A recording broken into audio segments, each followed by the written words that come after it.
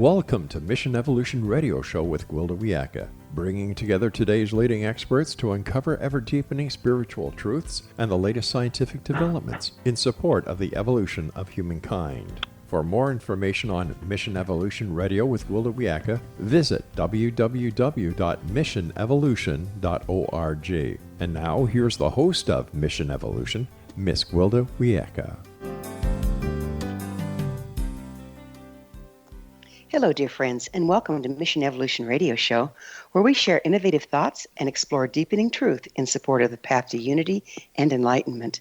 I'm your host, Gwilda Wiyaka. This hour, we'll be looking at heart connection as a key to evolution. The problem with a mind-based culture is that logical arguments can be made to support any viewpoint. One only needs to explore social media to find copious amounts of perfectly logical misinformation. In this digital age, we're bombarded with logical arguments and misinformation at amazing speeds. How can we evolve beyond being manipulated by the biased studies and misleading logic so prevalent in our media today? Most of us are either in our heart or in our mind.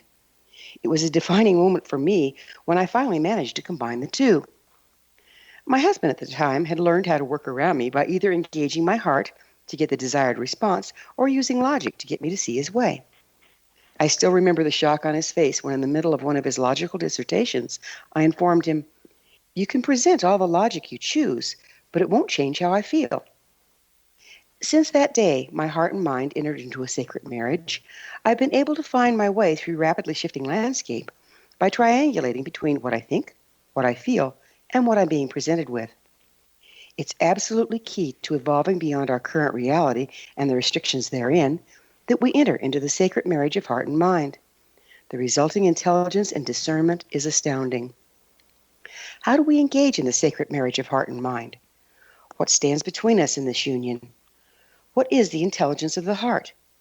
How will this union change the face of society?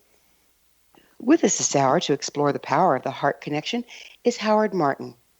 Howard is one of the original leaders who helped Doc Childer found HeartMath, serving as a key spokesperson and executive. He co-authored with Doc Childer the HeartMath solution. Howard is also a contributing author of the new book, Heart Intelligence, Connecting with the Intuitive Guidance from the Heart. Howard played a key role in launching the Global Coherence Initiative, GCI, a science-based co-creative project to unite people in heart-focused care and intention to facilitate the shift in global consciousness from instability and discord to balance, cooperation, and enduring peace. His website, heartmath.com. Howard, thanks so much for joining us on Mission Evolution. Good day, Gwilda, and thank you so much. I love that introduction. It certainly sets the stage for hopefully a rich conversation that all of the listeners will enjoy. I think they will. You know, things seem to be getting more chaotic daily. What do you see as causing this? Well, we're in the midst of this evolutionary change. I think people talk about it. To me, it's a dimensional shift in consciousness. The actual field that we draw from to construct reality is morphing and changing, as it should. It's an evolution process. And it's happening not just here on planet Earth, but throughout the entire universe, probably, but certainly beyond the Earth. So what's happening is ushering in unprecedented change. We've never had this much change happening in a short amount of time ever in the history of humankind. And so when that happens, of course, people and systems and all of that does not necessarily react to change and that much change in always a positive way. And it brings up everything that we need to change and shift, and that's in our personal lives and across the global stage. So we see that chaos. We see the conflicts that are happening. We see the separation. We see the polarization. We see all the world's problems on full display through what you mentioned earlier, the news and social media. Whether it's fake news or real news, we're getting a lot of it, one way or the other. And so it can be quite disconcerting for people. On the other hand, though, Gwilda, I see it as a major step change in evolution for us as a global society. And I think that, if we can pull back and see the bigger picture, we see that the trend is actually moving in the right direction, that we are, in fact, in the process of creating a new, different, and much better world. And I think that that relates to some of the things said in your introduction about, which place are we seeing things from? The logical mind-based intelligence, which is useful and certainly not bad, or is there a different type of intelligence that allows us to see a different picture of what's unfolding in our lives and in the world itself? Well, we are coming out of a polarized time into a more unified one. And there's all sorts of theories out there as to why that might be happening. Why do you see it as happening? Well, it's necessary. I mean, we have to survive on this planet, and we have to make changes that are going to have an effect on the quality of life for us and for all of humanity for decades and millenniums actually to come. So it has to go down. I mean, we have to have this change that happens in order for us to make it. In other words, cooperation is being forced in some cases just from need. And if things continue in the direction they're going, and again, let me just reiterate that I think it's going in the right direction, but if it continues to go in the direction it's going, it's going to force a lot of issues to come up where we have to consider working together rather than separating. Climate change, for example, could definitely be a factor in all of that, of how we solve the problems of climate change, how we work with the resources that are available, how we redistribute those resources, and how we take care of ourselves. That's just one example of how this change often creates the need to cooperate rather than separate. But I think it's even bigger than that. I think that we're naturally geared and wired to want to collaborate. We want connection. We want to feel love and cared from each other. It just, over time, has gotten sort of drowned out by the roar of ambition and survival. And people have sort of gone into for a long, long time now a me first modality. But that doesn't seem to be working so well anymore. It seems to be, a lot of backlash to that as I observe things in people's lives and the stances that they take that are really more self-centric rather than holistic in view. Well, we've become a mind-dominated culture. What's the impact of that approach on our ability to accurately perceive what's going on around us? Well, it blocks out a lot of intuition for one thing. I mean, as you know, my work and the work of HeartMath is all about, the unfoldment of heart intelligence in people. One aspect of the heart, so to speak, is that it's a quieter voice than the mind, right? The mind's making plenty of noise all the time, and the voice of the heart is often a little bit softer. And so when we're just living from the neck up and we're using logic and linear intelligence to determine everything, we're basing our assumptions on what we think we're supposed to feel and see and what other people have told us that we're supposed to feel and see, we can be missing an awful lot. What I find in my personal life is that when I'm in deeper connection with my heart's intelligence, I see into everything with more clarity, into the environment that I'm in with more clarity. And for me, this is especially important in connection to people, right? With people, but are you really paying attention to them? Are you really picking up the nuance of what those people or that person is actually feeling and experiencing? Are you able to sense, what emotions might be underneath their behaviors, for example? And certainly things like even visual field improves. You begin to see differently through the eyes. I mean, you pick up on smaller things. You pick up on more of the beauty that's around you when you are not just running from the neck up, as wide open, with tons and tons of thoughts just flying through up one side and down the other. I don't think we can really appreciate the depth of life when we're in that place. Would you mind explaining what exactly is heart intelligence? Sure, I'll be glad to. Heart intelligence is an aspect that we all have. It's a place inside ourselves that can and does really lift us beyond our problems, and it has in the past, and it will in the future. It's the core of our authentic self, the real us. I mean, we have a lot of assumed us in us, meaning that we have these veneers of what we think we are, and again, what we've been told by others we're supposed to be and all of that. And we have all these false assumptions about ourselves, but at the heart's intelligence level, it gets down to the essence, the authenticness of who we are, beyond all that personality veneer. It's an intelligence that is high speed.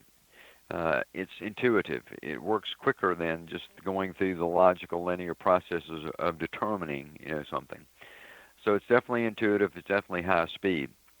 It's an intelligence that gives rise to some of the emotional qualities that we revere the most. To me, the heart's intelligence is sort of the birthplace of feelings like love and care, appreciation, kindness, compassion, patience. All of those qualities long associated with the word heart. When we are in touch with our heart's intelligence, that's when we have a deeper connection with ourselves and with others. We have terms for that, like that was a heart-to-heart communication that we just had. What does that mean? That means there was a resonance that was there in that communication, and we can feel it and we sense it. In addition, when we are in touch with our heart's intelligence, that's when we are able to do things that surprise us. That's when we move beyond our ordinary self. That's when we move beyond our self-imposed limitations, and we often, really come into a place where we can do things and make changes that we look back at and go, wow, I really did that? Well, to me, the heart drives and empowers us to be able to do that. So we move beyond our mediocrity in a sense, and we really become more of the hero within. One of the things I've learned about it, maybe a good place to stop in my description of it, would be to say this. It's like, this has been my life's work. And to me, it's a learning that my heart is my own best friend. It's the most reliable guide I have to making decisions, big and small. Well, we're going to have to pick up with this on the other side of a short commercial break. Howard and I will be back after this commercial break talking about heart intelligence. You're listening to the Mission Evolution Radio Show, coming to you on the X-Zone Broadcast Network, www.xzbn.net.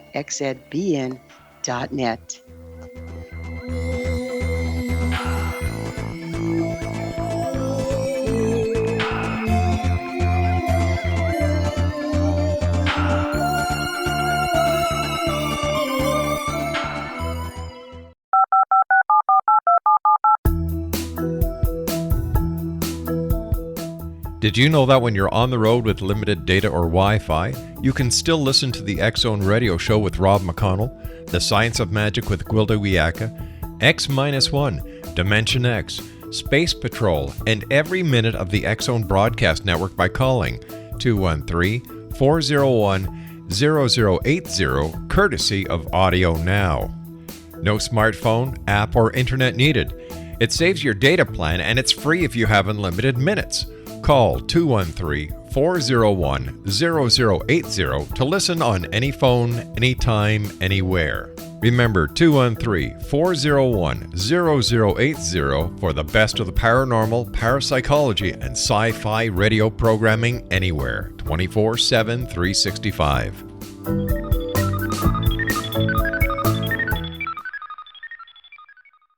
You have heard of the X-Zone? Now watch it on Simul TV. Plus 500 video games, live TV channels, free video on demand, worldwide, and more. Does this sound like tomorrow's television? Well, it is, but you can have it today, right now. It is Simul TV. Simul TV offers what the others only wish they could provide. 15 exclusive channels like X-Zone, Sci-Fi, and Horror. We are worldwide. No other provider offers that. 500 built-in video games. No need to have an extra expensive system. We have them included. Free video on demand. Live streaming events from around the world. Interactive online network, and much more. Tomorrow's TV today. Simul TV. Sound too good to be true? Well, it's not. You can have Simul TV today. Sign up at simultv.com. Do it today.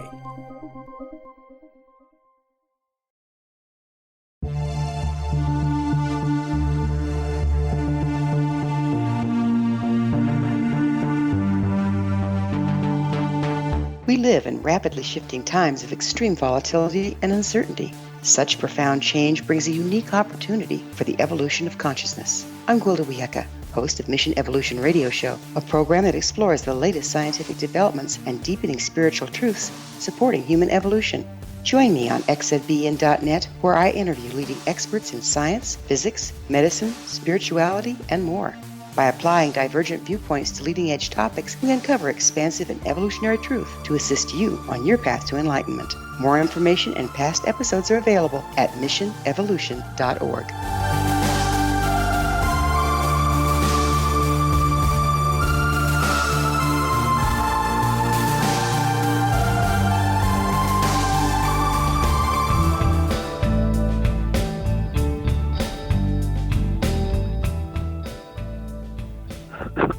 Welcome back. This is Mission Evolution Radio, dedicated to unification and evolution of consciousness. Remember, past episodes are available on our website, missionevolution.org. I'm your host, Gwilda Wiyaka, and our special guest this hour is Howard Martin. His website, heartmath.com. Howard, why do you think being heart-centered has been so judged against historically? That's a really good question of why, but certainly has, hasn't it? Yeah.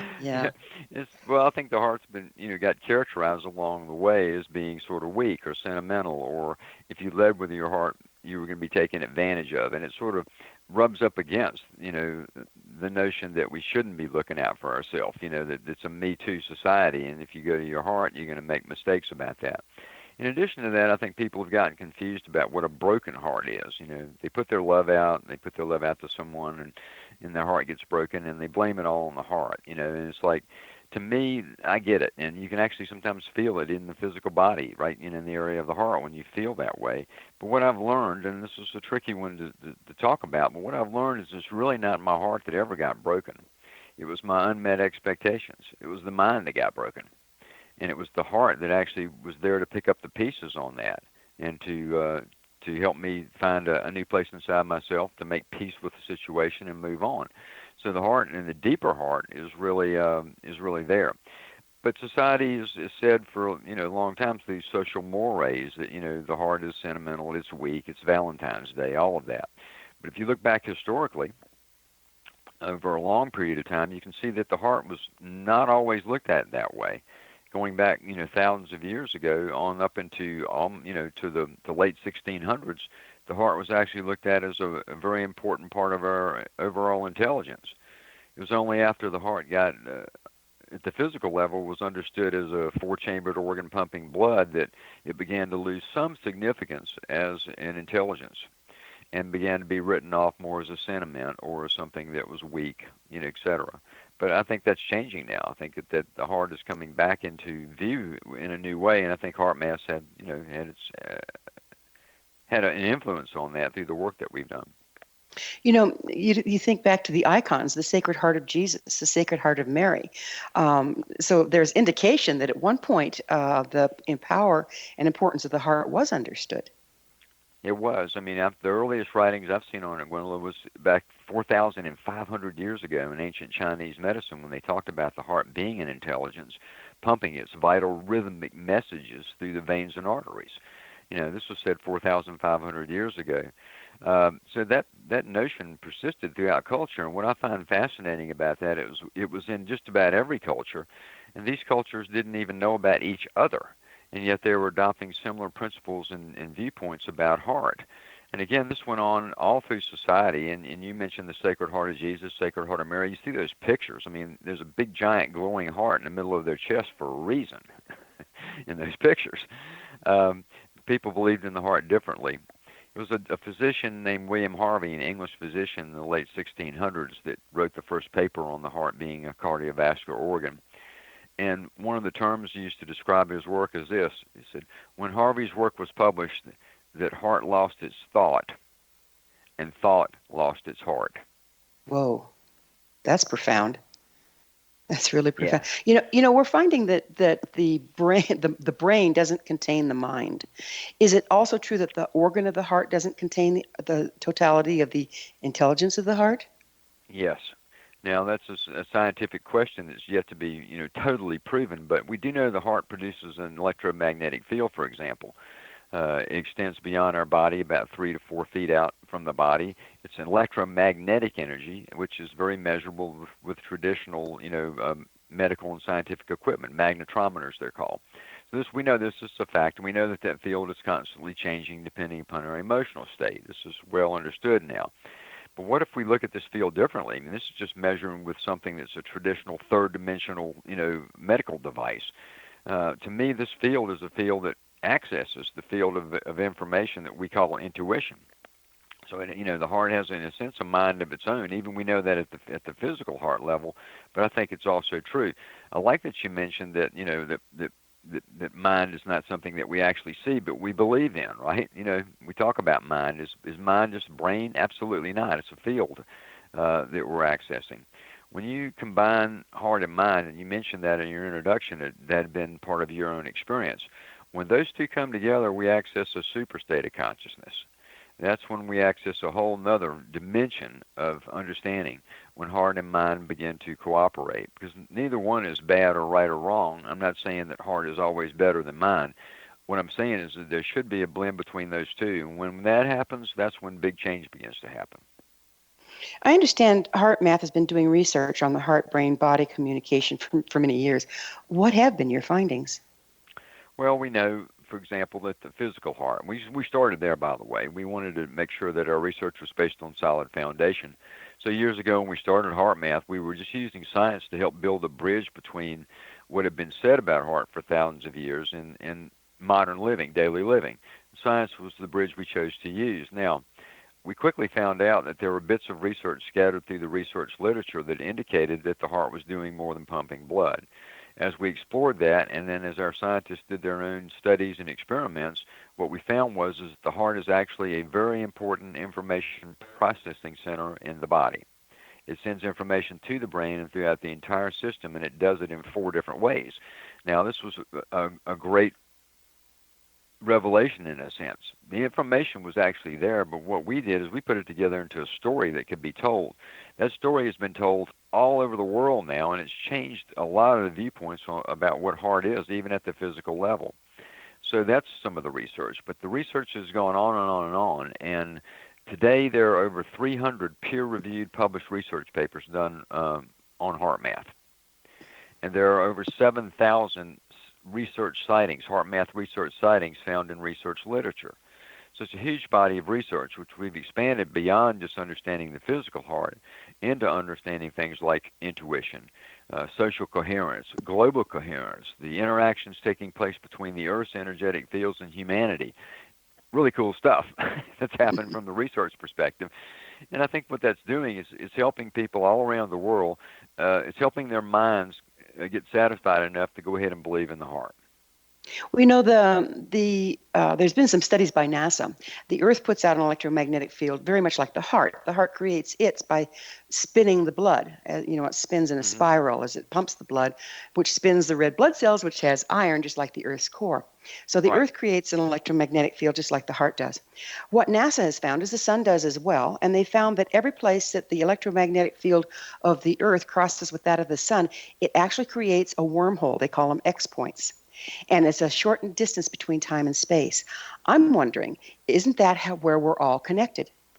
Well, that's fascinating that you said that. I was not aware of the wormhole effect of those fields. Yeah, we're all connected energetically. That's what our research is today, is understanding the energetic connections that take place between all living systems, not just people, but everything. And you're right, the Earth produces an energetic field. It's called, it's a geomagnetic field. It also produces another field that works very closely with the geomagnetic field called the ionosphere. Now, the frequencies that exist in the ionosphere and geomagnetic field, some of those frequencies, some of the major ones, are in exactly the same frequency range produced by the human heart and brain. So we know that there's an energetic and frequency match between us and the fields. And you're right, the sun produces a field, planets produce a field, everything. A plant produces a field, an ant produces a field. And so we're learning now that these fields all connect, and that's how we are connected. To your answer to your question is yes, we are connecting energetically through the fields we produce. And a lot of information is being exchanged through those fields. It's unseen or unheard information, but a tremendous amount of communication is taking place at unseen levels between all living systems. So how can heart intelligence help deal with the challenges that we're facing? Well, the main way is that the heart's intelligence gives us a greater ability to regulate our emotions. And regulate is a term that does not mean suppress. It means to be able to see into our emotional state, to make intelligent emotional choices, the ones that are good for us, they're good for how we move forward in life, good for our health and all of that. So the heart's intelligence sort of embraces those emotions, and one of the ways it's most useful is giving us that ability to use our emotions differently. Emotion is a great gift. It gives us something unique. We feel more than any other living system on the planet through our emotions, and it is a great gift. But with every perception that we have, there's an emotional response. And in the overload that we're in today with information, we're overloaded emotionally very often. And that leads to the problems that we see in the world with so much depression, so much anxiety, so many people that are in a position where they need to take medication for all that. It just goes on and on and on. And a lot of that is the inability to regulate the emotions, especially in the midst of so much incoming information. Heart's intelligence can slow that process down. It can give us a sense of relief. It gives us a sense of self-security and comfort. It allows us to make emotions work for us rather than against us. And it does provide the type of intelligence and awareness that allows us to actually make emotional choices. Wendell, here's something interesting. Many people do not realize that we actually do make emotional choices and have that ability. They simply see emotions as something that happened to us. They only see them as reactions. Yes, we have an emotional reaction to every bit of incoming information that we receive, but what gets missed in that is our ability to actually call the shots on our emotions, to determine what it is we want to feel. A high state of consciousness to me is the ability to feel like you want to feel when you want to feel that way. Heart's intelligence gives us that ability. And within that, it becomes very practical. It makes life a lot different when we can learn to regulate our emotions. Well, we're going to have to pick up on emotional regulation on the other side of a short pause here. Howard and I will return to our discussion on the other side of this commercial break. So you stay right there. This is Mission Evolution Radio Show on the X Zone Broadcast Network, xzbn.net.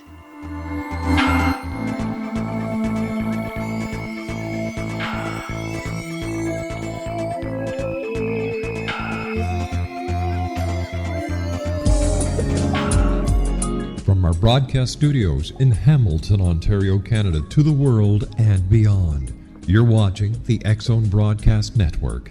www.xzbn.net. AVS Media Demo. You have heard of the X Zone? Now watch it on SimulTV, plus 500 video games, live TV channels, free video on demand, worldwide, and more.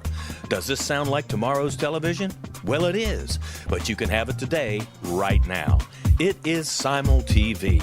SimulTV offers what the others only wish they could provide. 15 exclusive channels like X Zone, sci-fi, and horror. We are worldwide. No other provider offers that. 500 built-in video games. No need to have an extra expensive system. We have them included. Free video on demand. Live streaming events from around the world. Interactive online network, and much more. Tomorrow's TV today. SimulTV. Sound too good to be true? Well, it's not. You can have SimulTV today. Sign up at simultv.com. Do it today.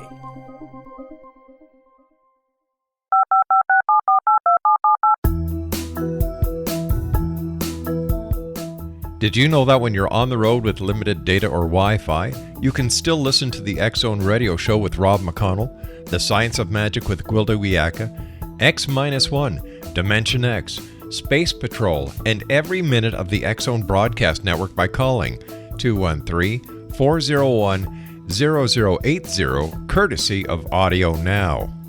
No smartphone, app, or internet needed. It saves your data plan and it's free if you have unlimited minutes. Call 213-401-0080 to listen on any phone, anytime, anywhere. Remember 213-401-0080 for the best of the paranormal, parapsychology, and sci-fi radio programming anywhere, 24/7, 365.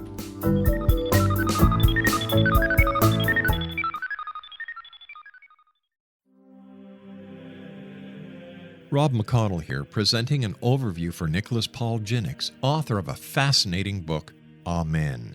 It presents facts revealed by Egyptologists, facts that enable us to understand why Amen is the beginning of creation of God. It provides recommendations for religious leaders of the major religions to unify their beliefs and teach the Word of God. Love one another.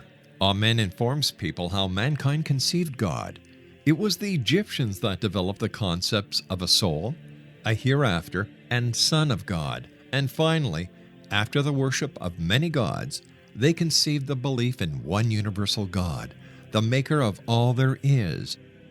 For more information, visit www.futureofgodamen.com. That's www.futureofgodamen.com.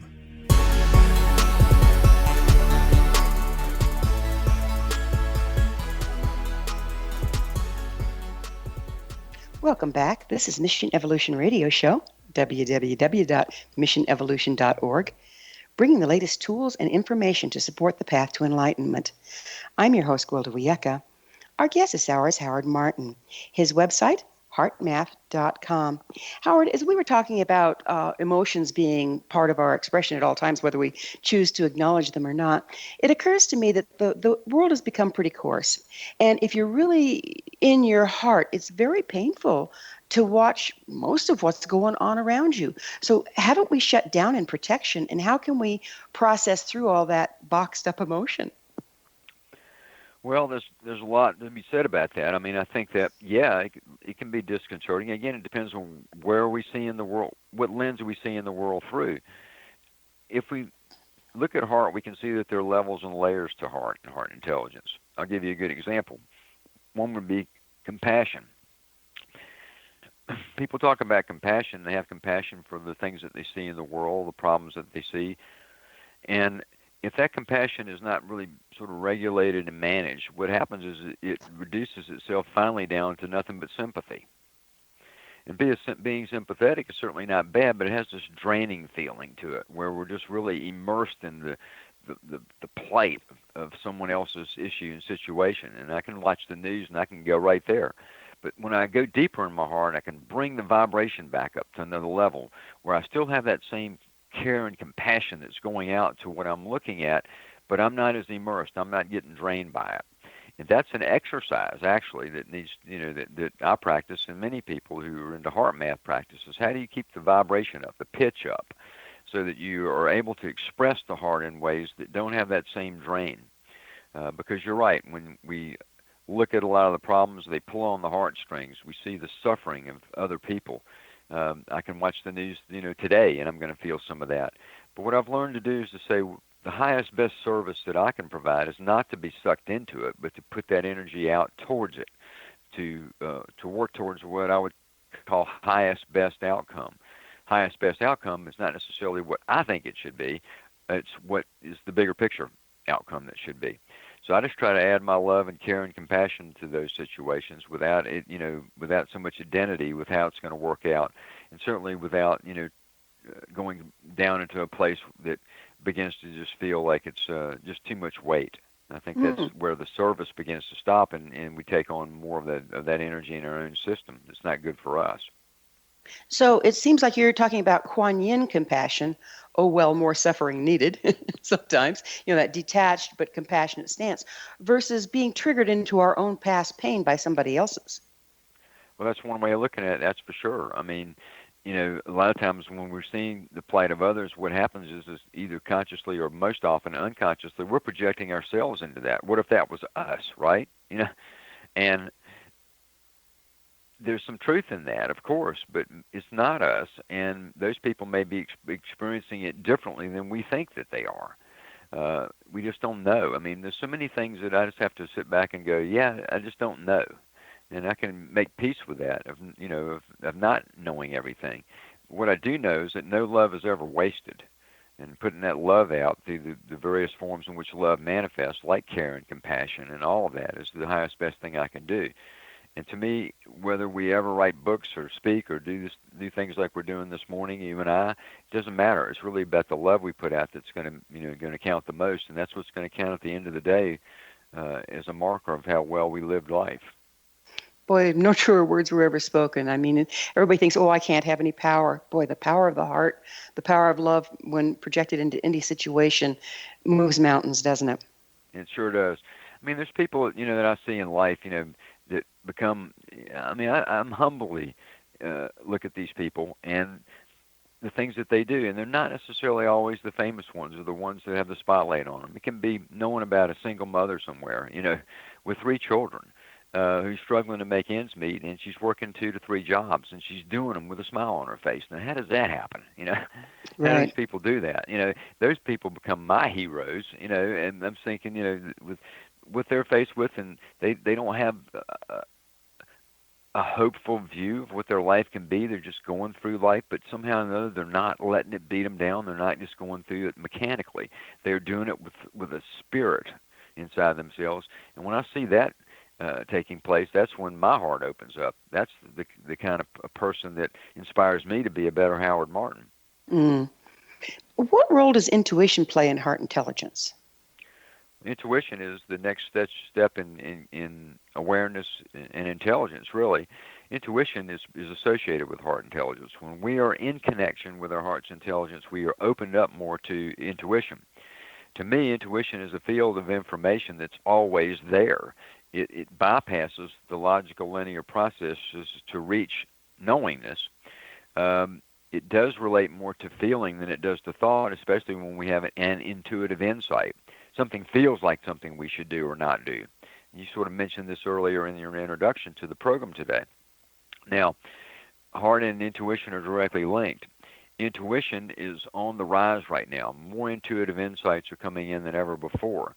We are seeing that reflected in some of the innovative solutions that we're already starting to see to global problems. And this is already happening.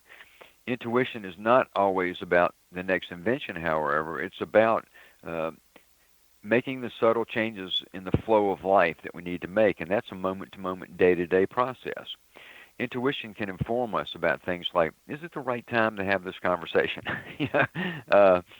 If I am going to have this conversation, what tone should it be? What words should I use? We can sort of plan all that out, but in the midst of the conversation, if it goes well, there's a flow that's happening there where those choices are coming much quicker.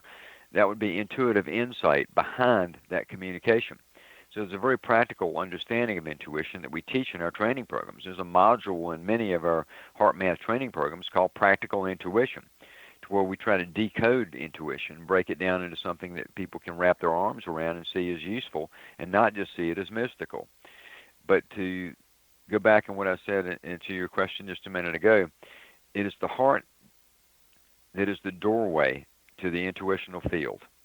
Through the heart and the power of the heart and the emotions associated with heart, that's how we access more intuition.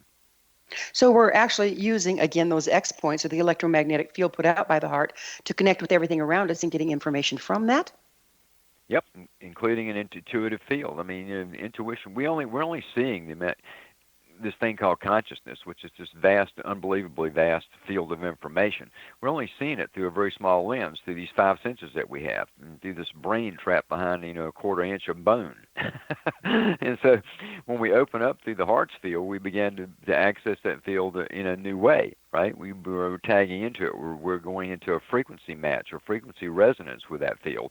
And then when we are in that place, that's when we're going to have more intuitive insight.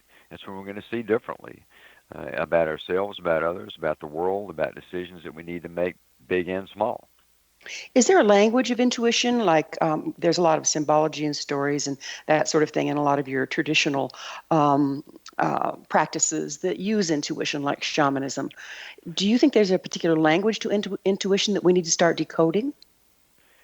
I'm not sure about language, and I know that you're a shamanic master. You probably have this in your teachings as well about intuition from that perspective. So I don't know what you would have to say about that. I think the language is really, if I had to say what I thought about your question, I haven't thought about this one. I'd have to say that language would be a feeling language, not a thought language. It would be an emotional languaging that's taking place, of the flow of what we're feeling on the inside when we get down to really understanding and observing the nuance of the emotional state. Well, then don't we have to really know ourselves, because we all have emotional damage and triggers? How do we discern the difference between a true intuition and something that's being triggered within our emotional realm from past history? Well, we have to experiment, and that's the process of learning to listen to and follow the intuition to see what happens. There's no easy linear answer for that one, for that question. It becomes a matter of taking intuitive insight that you have and acting on it and see what goes on. Now, at some of my live events when I'm speaking live, sometimes I ask the question, how many of you have had an intuitive insight in your life and decided to follow it? Of course, the hands go up. And what was the outcome? It was a great outcome. And then I'll ask the reverse question, how many of you have had an intuitive insight you didn't follow and what happened? And, of course, everybody starts to chuckle and laugh, right? And then the question becomes, well, how come it's taken us so long to learn this? It's an experimental process. And, yeah, some stuff can come up from the past and can be informing what we see. And then if we take that a little bit deeper, we can acknowledge that, not suppress it, begin to sort of gently usher it out, like, okay, it's you again. It's time for you to leave now. And gently usher that old stuff out and then see what's there, see what's left. And it's a process that we learn to acquire and refine as we go through life. It sounds like a process of actually engaging both thought and heart. I think it is. I think it's the combination. It's the combination of thought and feeling and heart and mind and heart and all of that. And that's what makes up us. That makes us so unique within the universe. It's this amazing type of intelligence that we really do have. I can certainly see, and we're just about out of time in this segment, but I can certainly see how being able to combine heart and mind and access that intelligence is going to help us in these unprecedented times, because we can no longer rely on what's worked in the past. Things are changing so quickly. That's really true.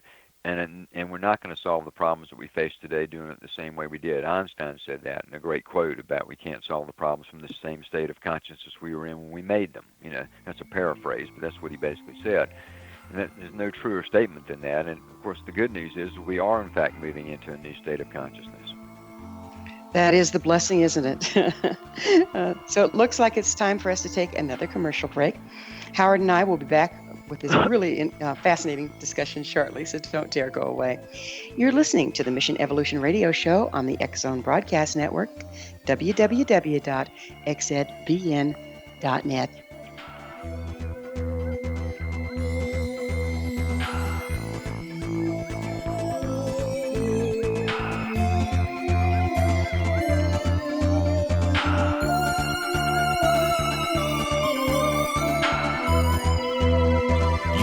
The X-Zone? Now watch it on SimulTV, plus 500 video games, live TV channels, free video on demand, worldwide, and more.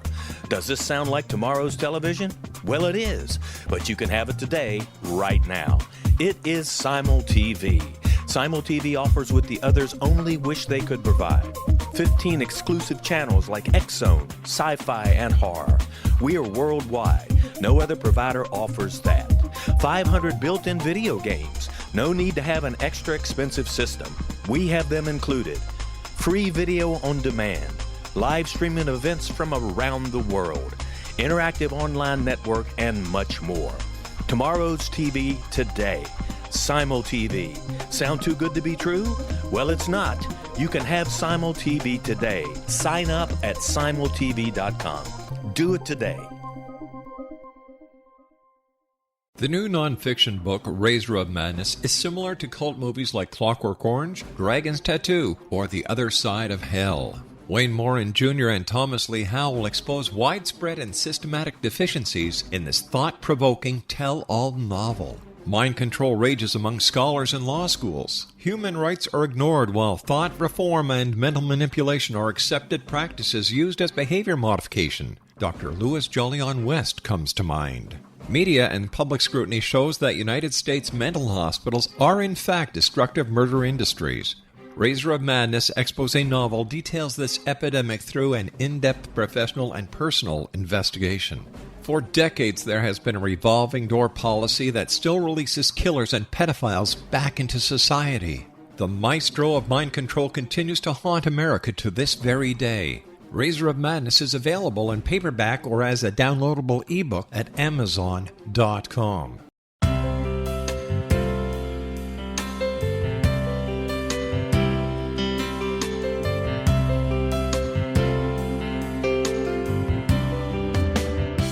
The concept of a new age has been around since the late 19th century, yet much of its original meaning has been lost. What exactly is the new age? Is it a religion, a collection of obscure esoteric practices, a series of doomsday predictions, or an astrological event? The New Age Chronicles is a unique, complimentary publication bringing reason and grounded information to separate fact from fiction. Chock full of valuable information to support you as we make the monumental shift into the new era. You won't want to miss a single innovative issue. The New Age Chronicles newspaper is coming soon to www.newagechronicles.com.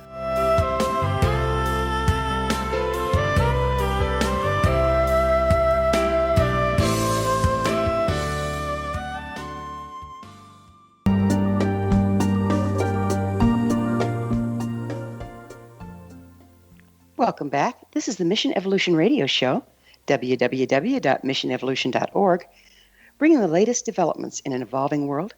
I'm your host, Gwilda Wiyaka. I always love suggestions from my listeners. Email me at info@missionevolution.org to propose a topic or a guest that's on your mind. I'm sure we'll all enjoy them. Our very special guest this hour is Howard Martin. His website, heartmath.com. Howard, we were talking about how we can engage heart intelligence and intuition in order to find guidance in times that are absolutely unprecedented. Would you mind going into that a little more? Yeah, sure. I mean, I think that if you think about our lives at times, in our lives, we've had these challenges that come up, and sometimes those challenges are to the point where we don't really have a way of like figuring them out through the normal process of that. There is no obvious solution, and when that happens, we generally dig a little deeper. That's when people go into their spiritual practices, or they pray, or they meditate, or they take a walk in the woods or on the beach, and those sort of things. They're really digging a little deeper, looking for something else. And to me, they're looking for their heart. And very often, when they get to that place, the inner dialogue can begin to change. I can say, maybe I've had something in my life to where I can say, this is really a tough challenge, and I don't know how I'm going to get through it. But then the heart speaks and says, but you've gotten through tough challenges before, and you'll get through this one. So it's that kind of an approach. So I think that when we begin to put the qualities and values of the heart at the forefront of our life, and it doesn't have to be grandiose, it's just how we walk in the world. What are we walking in the world with a sense of dignity and nobility? Are we treating others with kindness? Are we, putting those qualities of the heart at the forefront of what we do? That's the first and one of the most important steps in the entire process. As we do that, we begin to access more of an intuitive information field. It may not be obvious, but that's what's happening. And what happens then is we sort of begin to develop what I call the rhythm of life. We begin to dance with the rhythm of life differently. And we begin to find more flow in our lives. Now, there's ups, there's downs, there's challenges, there's all kinds of things we have to deal with, but we deal with them in a much more graceful way. We deal with them in a way that where we are able to sort of rise above things more quickly, and we are able to meet the challenges with less resistance and less stress.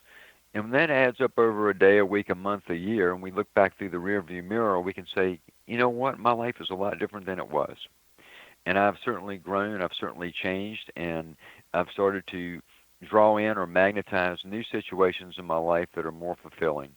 Yes, there's still challenges, but I'm able to deal with the challenges completely differently than I used to. And that's the beauty of it. A lot of times I think we have to step back and look at what were we like a year ago to see all the change that we've actually had. And as we put the heart at the forefront of things, that change is going to happen more quickly. We're going to grow, we're going to evolve, we're going to change, and we're going to be able to not only contribute to the betterment of our own lives, but to the betterment of the lives of others, simply by bringing the qualities of the heart to the forefront of how we live our lives. I understand your research is now exploring the interconnectedness, not only just between people, but all living systems. And we touched in on this a little bit earlier. But what are you finding? Well, first of all, we're finding that there is this energetic connection that does exist. For example, we know that the Earth's energetic fields are synchronizing human health and behavior. The changes occurring in the geomagnetic and ionospheric fields are causing global changes. We've done a big study where we had people in 5 different countries around the world being monitored for months, looking at changes in their heart rhythms and also their psychological profiling. And what we were able to see is that, with changes that were occurring in the field as related to the sun, what the sun was doing, we're creating very similar changes both physiologically and psychologically in people in different parts of the planet and different cultures. Every place from Saudi Arabia to California was going through very similar things, which indicates that we're all sort of synchronized to changes occurring in the global field. We're also doing some research now, which sounds woo-woo, but it's actually really, really cool, looking at trees. Trees produce fields. Trees produce an amazing amount of electrical energy. We're seeing that trees actually are synchronized to the same type of impulses that come from these other fields, and that we are, in fact, in same similar resonance energetically with the information being produced by the trees. Now, again, that sounds a little woo-woo. The reason we're doing that is we're trying to show that there's a connection not just between people or between us and this field we can't see called the geomagnetic field, but with every living system, including plants, including trees, including animals, all of that. The purpose of that is to say, hey, we're all in this together. We don't need to feel so separate. We're all in the same game together. And that can be a very comforting feeling for a lot of people, to know that they're not alone. And I think if we can provide that sense of self-security for people through giving them a new understanding of the connections that they have to everything, then that's a great service that we can provide to helping people through these changing times. The Dr. Dmitriev, Russian scientist, did a study on actually the sun's heliosphere. And of course, it's a larger electromagnetic field out there that feeds back into the sun, that is generated by the sun. But that's where what's going on in the galaxy is impacting the sun, and therefore impacting interplanetary space. So this reaches further than just the Earth, doesn't it? It sure does. When I think about the Hart's field, for example, measured with magnetometers, which is traditional medical equipment, it says go 3 to 4 feet outside the body. What if we instead apply the principles of quantum physics to that field, which takes away the barriers of time and space? Then what are we really connecting with through the field of the heart? Everything. And that's where it gets really very, very exciting to recognize that my connection to the universe, my connection to each other, my connection to the whole picture of what's going on, to me, comes straight from the heart. My mind comes along for the ride. My brain interprets the thoughts and feelings and puts, meaning to them and stores them and analyzes them. But to me, the connection to everything comes from me and my personal connection to my own heart and the intelligence that resides there. So isn't that going to give us ultimately more compassion for everything if we're interconnected with it? Yeah, because you feel a sense of connection to it, and therefore the compassion increases. Compassion is the highest frequency in the love spectrum, and it's something that the planet sorely needs more of right now. It does need that higher compassion, not the sympathy that I talked about, earlier, but that true heart compassion of not judging, but really, being able to walk in somebody else's shoes, but not walking off the cliff with them. Those type of feelings are some of the most important that we can have right now to help us all through these changing times. So more compassion, more love, more care, but not in a soft and sentimental way. See that as powerful transformational tools that make our lives better and make the biggest contribution we can possibly be making towards creating positive change on this planet.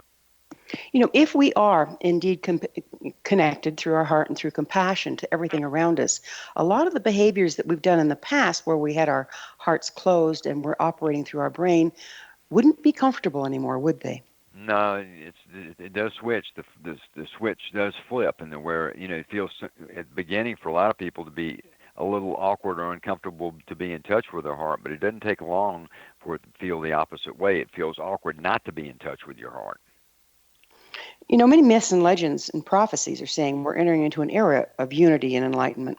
What role does heart intelligence play in this evolutionary process? To me, heart intelligence is certainly not just heart math. We're just an organization that's put a system together around it of tools, techniques, methods, and science. But the emergence of an upgrade in heart intelligence is part of the evolutionary imperative of these times. It's part of the package that's going down that you just alluded to. But the heart's intelligence and the unfoldment of that is part of the evolutionary imperative of these times. I said it twice, but it is. To me, it is. That's what it is. And, it's happening anyway. People are coming into it whether they ever read a book or learn anything or listen to an interview like we're doing today. I see those qualities emerging in more and more people at an unconscious level, but it is informing how they are acting, behaving, treating others, the values and all that they associate with the quality of life. So even back from the ancient times, the re-entering the circle of life, say, for instance, or all of my relations, those concepts are coming to the fore again. They really are. People are reevaluating and making changes of all kinds. And again, it's not just the people that would be looked at as, let's call it the spiritual people, the people that have studied, metaphysics, things like that. It's happening all over the place to people that know nothing about that. I travel internationally, and sometimes I'm in these other countries that they don't know who the heck, the authors and speakers that we know are. They don't know who Deepak Chopra is or Greg Braden or anybody.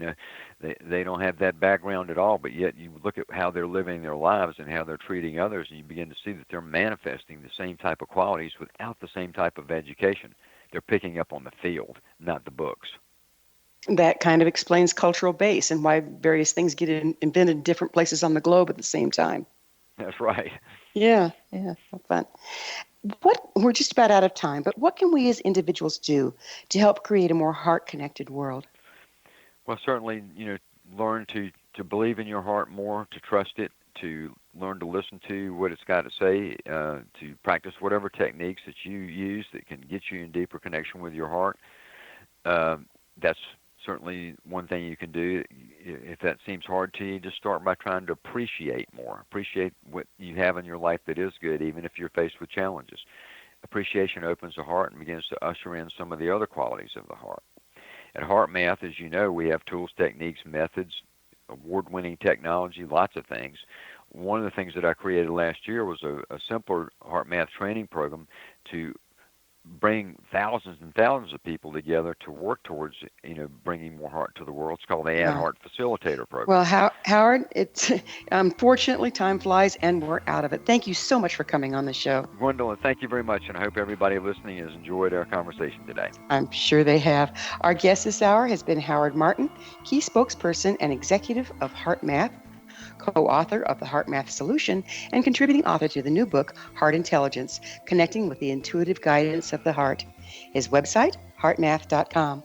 Remember to join our email family to stay abreast of all the exciting new things we have coming up at missionevolution.org. This has been Mission Evolution Radio Show with Gwilda Wiyaka on the X-Zone Broadcast Network, xzbn.net. Join us next time as the mission continues to bring information, resources, and support to an evolving world.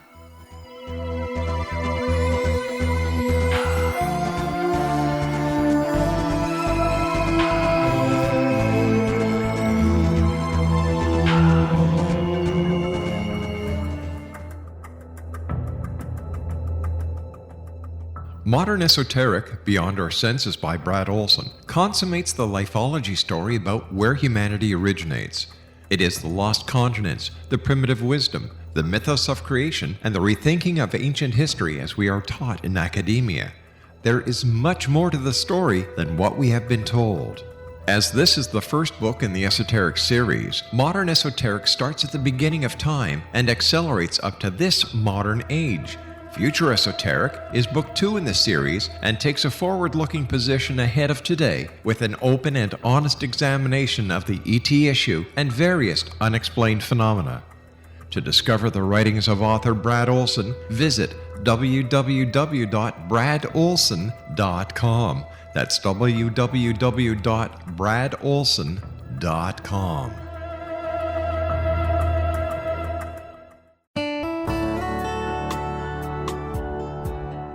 Are you or is someone you know struggling with addictions, depression, anxiety, relationships, low self-esteem, lack of confidence, grief, success, and prosperity? Do you know that your subconscious belief plays a big role in the outcome of your hard work? We can help you permanently change the beliefs that may be the reason for your struggles and failures. We care about getting you the return on your investment and the results you are looking for. We can help you be free of the limitations of your past and in realizing your highest potential.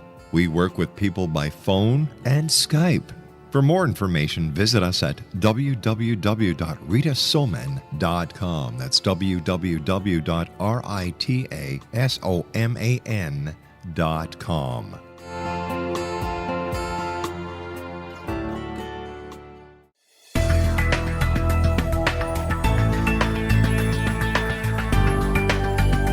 Do you think you have energy problems in your home? Do you feel better when you're away than when you're home? Joey Korn is a global leader in the world of dowsing who specializes in personal energy clearing and space clearing. He can help you create an ideal energy environment in your home no matter where you live in the world. Learn about his remote spiritual house cleaning services and much more at www.dowsers.com. You can get Joey's book, Dowsing, A Path to Enlightenment, as well as other dowsing books and tools, Kabbalah books, and Walter Russell books. Joey's work is really amazing. Go to dowsers.com right now. That's DOWSERS.com or call 1-877-DOWSING. That's 1-877-369-7464.